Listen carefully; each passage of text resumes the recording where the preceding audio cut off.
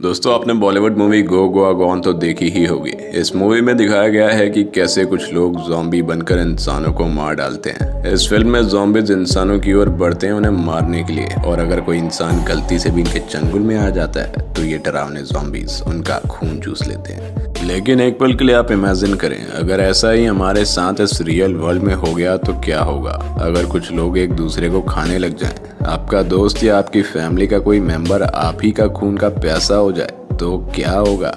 दोस्तों आज के इस वीडियो में हम बात करेंगे ज़ॉम्बीज़ के बारे में। क्या वाकई में ज़ॉम्बीज़ होते हैं, या हमारे अर्थ में ऐसा कोई वायरस मौजूद है जो इंसानों के दिमाग को अपना गुलाम बनाकर उसे ज़ॉम्बी बना देता है। ज़ॉम्बी से जुड़ी हुई कहानियों में कितनी सच्चाई है, सभी कुछ जानेंगे आज के इस वीडियो में, तो बने रहिए माइथोपीडिया के साथ। और अगर चैनल को सब्सक्राइब नहीं किया है तो चैनल को तुरंत सब्सक्राइब कर लें और नीचे बेल आइकन को भी प्रेस कर दें ताकि हमारे वीडियोस की अपडेट्स आपको तुरंत के तुरंत मिलती रहें। तो दोस्तों शुरू करते हैं वीडियो को। दोस्तों बॉलीवुड फिल्म गो गोआ गॉन में दिखाया गया है कि कैसे एक खतरनाक वायरस इंसान के शरीर में घुस जाता है, जिस कारण इंसान का खुद के दिमाग पर कंट्रोल खत्म हो जाता है। उस वायरस के शरीर में घुसने के बाद इंसान ये मान लेता है कि वो मर चुका है, और फिर इस खतरनाक वायरस से भले चंगे इंसान खतरनाक ज़ॉम्बीज़ बन जाते हैं जो इंसानों के ही खून के प्यासे हो जाते हैं। है ना कमाल की बात। इंग्लैंड में एक ऐसा गांव है जहां के लोग अभी भी ज़ॉम्बीज़ में विश्वास करते हैं। एक बार इंग्लैंड में साउथहैम्पटन यूनिवर्सिटी की एक टीम ने उस गांव में खुदाई करनी शुरू की तो उन्हें कुछ ऐसा मिला जिससे वो भी हैरान रह गए। उस गांव में खुदाई के बाद वहां उन्हें कई सालों पुरानी लाशों के टुकड़े और कंकाल मिले। जब इन हड्डियों की जांच की गई तो पता चला कि ये कंकाल 11वीं शताब्दी के हैं, और उसके बाद की गई डीप रिसर्च से पता चला कि इस गांव के निवासी जो 11वीं शताब्दी में यहाँ पर रहते थे वो सभी ज़ॉम्बीज़ पर विश्वास करते थे। उन गांव वालों का मानना था कि जब कोई इंसान मर जाता है तो वो ज़ॉम्बीज़ बन जाता है, इसलिए वो उन लाशों के टुकड़े टुकड़े कर देते थे। लेकिन आज के इस वीडियो में हम किसी हॉरर मूवी के ज़ॉम्बीज़ की नहीं बल्कि रियल ज़ॉम्बीज़ की बात करेंगे। क्या कभी ऐसा दिन भी आएगा जब एक वायरस आ जाएगा और जिससे इंसान अपने दिमाग व शरीर का कंट्रोल खो बैठेंगे और ज़ॉम्बीज़ बन जाएंगे। दोस्तों शायद आपको जानकर हैरानी होगी कि ऐसा रिसर्च वर्ल्ड में भी पॉसिबल है। अगर हमारे एनवायरनमेंट में ऐसे पैरासाइट्स हैं तो ये सब कुछ रियल लाइफ में भी पॉसिबल हो सकता है।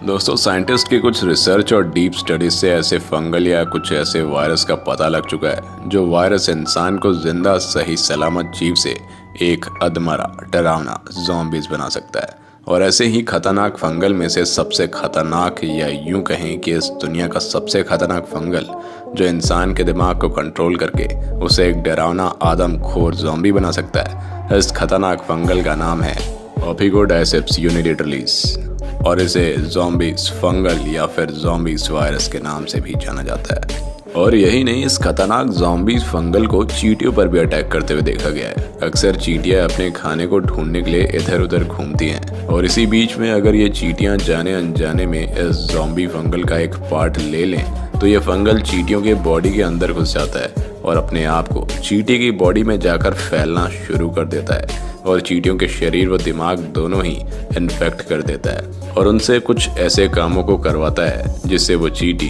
कुछ देर बाद ही दम तोड़ देती है। फिर उसके बाद ये ज़ॉम्बी फंगल चींटी के शरीर से बाहर निकलकर किसी और चींटी के शरीर में घुस जाता है और उसे भी अपने चपेट में ले लेता है। बार बार ऐसा करने से इस फंगल की पॉपुलेशन लगातार बढ़ती रहती है। इससे एक बात तो ये पता चलती है कि हमारे एनवायरनमेंट में ऐसा फंगल मौजूद है जो दूसरे जीवों पर हमला करके उसे पूरी तरह से कंट्रोल करके अपना गुलाम बना लेता है। दोस्तों ये सिर्फ एक कॉन्सेप्ट नहीं है बल्कि एक रियलिटी है।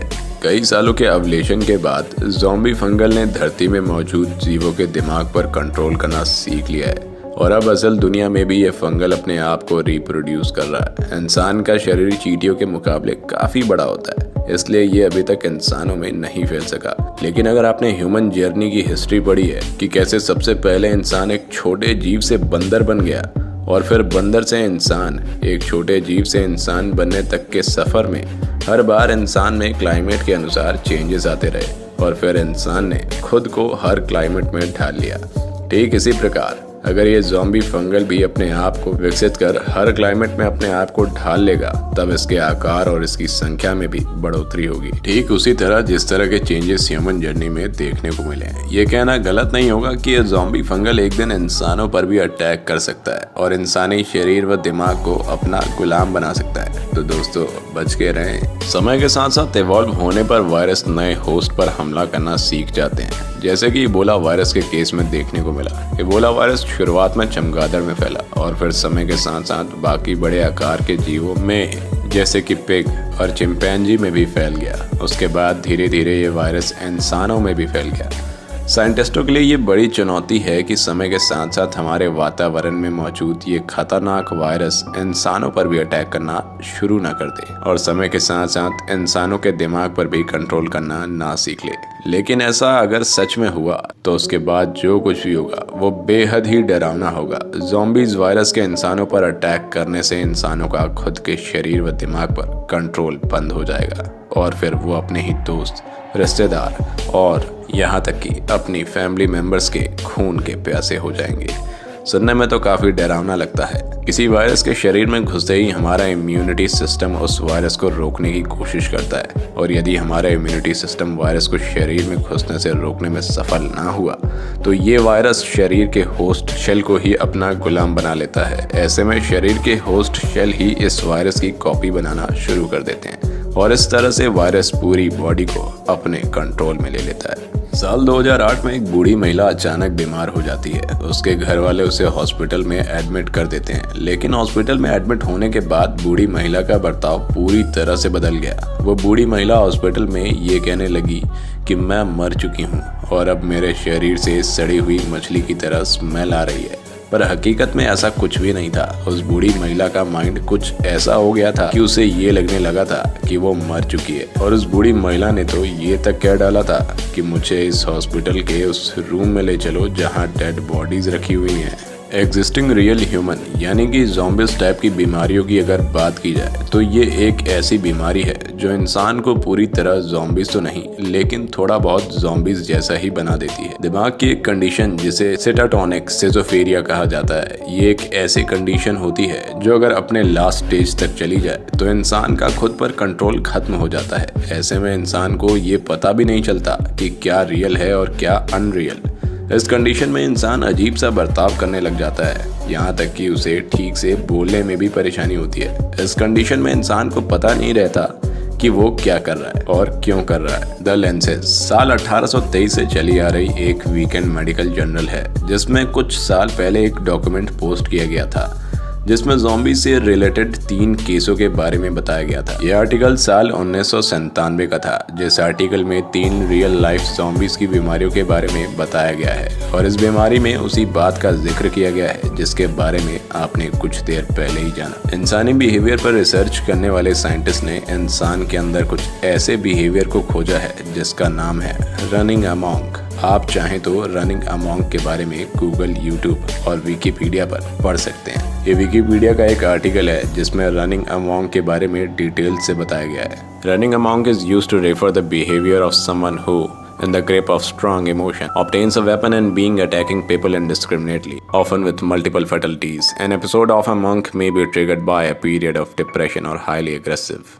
ये एक ऐसा बिहेवियर है जब इंसान दूसरों पर अटैक करने लगता है और अजीब सी आवाज़ें निकालने लगता है, यहाँ तक कि कई बार तो खुद को ही नुकसान पहुँचाना शुरू कर देता है। ऐसा बिहेवियर काफ़ी लोगों में देखने को मिला, जिस कारण इस बिहेवियर को साल 1949 में दिमागी बीमारी के रूप में घोषित कर दिया गया। अभी तक की जितनी भी ज़ॉम्बीज़ लाइक बीमारियां लोगों में दिखी हैं वो लोगों को टच करने से नहीं फैलती हैं। अगर बाई चांस कभी ऐसी ज़ॉम्बीज़ लाइक बीमारी आ गई जो इंसान को टच करने से फैलने लगे और यहाँ तक कि हवा में भी एक वायरस की तरह फैल जाए तो क्या होगा, ये आप खुद ही इमेजिन कर सकते हैं। अगर ऐसी बीमारी हुई तो उस बीमारी को ज़ॉम्बीज़ एपोकलिप्स ही कहा जाएगा। ज़ॉम्बीज़ एपोकलिप्स के बारे में United centre of disease control and prevention में कुछ साल पहले एक आर्टिकल पोस्ट किया गया था जिसमें ये साफ साफ बताया गया है कि अगर ज़ॉम्बीज़ एपोकलिप्स हुआ तो हमें क्या करना चाहिए। इस आर्टिकल में ज़ॉम्बीज एपोकलिप्स के बारे में विस्तार से बताया गया है, लेकिन अगर कभी फ्यूचर में ज़ॉम्बी एपोकलिप्स असल में हो गया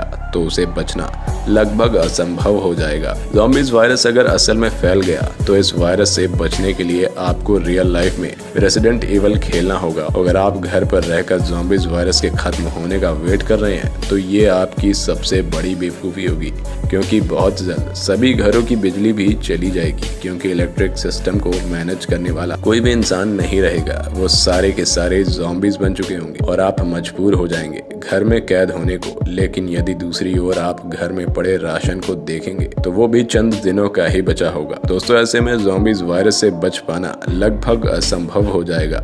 जब ये वायरस असल में इस रियल वर्ल्ड में फैल गया तो जिंदगी नहीं बल्कि नर्क बन जाएगी, क्योंकि चारों तरफ आपको ज़ॉम्बीज ही नजर आएंगे, आपका दोस्त, यहाँ तक कि आपके परिवार का कोई सदस्य ही ज़ॉम्बी बनकर आपके सामने आ जाएगा और आपके ही खून का प्यासा हो जाएगा। ज़ॉम्बी वायरस के आने से चारों ओर तबाही मच जाएगी और फिर एक एक करके सारे लोग ज़ॉम्बीज वायरस की चपेट में आ जाएंगे।